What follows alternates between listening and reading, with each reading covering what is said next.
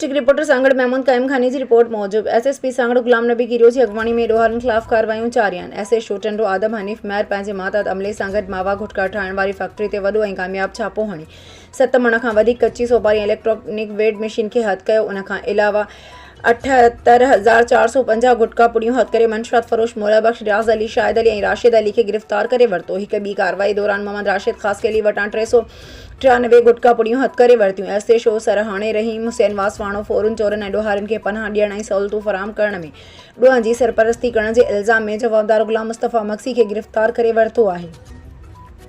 SHO पीरो मल Mohammad Isaac संग्रासी जवाबदार Shamshad Ali theme के गैर कानूनी टीटी पिस्टल समेत गिरफ्तार करे वरतो। एसएचओ शहदादपुर नियाज हुसैन कलोड़ो 2 मोटरसाइकिल फोरू रहीम ब्रोई गुलजार भट्टी महमूद माशी के गिरफ्तार करे 2 चोरी थियल मोटरसाइकिलूं हथ करे वरतियूं आहिनि। जॾहिं त हिक ॿी कार्रवाई दौरान मनशात फरोश इरफान अली वटां 10 लीटर देसी शराब हथ करे वरतो आहे। एसएचओ शाहपुर चाकर राव वाजिद अली चर्च के डीलर मोहम्मद अजम आराइम वटां 350 ग्राम चर्च हथ करे वरतो। झोल पुलिस चोरी केस में मुलविस जवाबदार शंकर भील के गिरफ्तार करे वरतो आहे।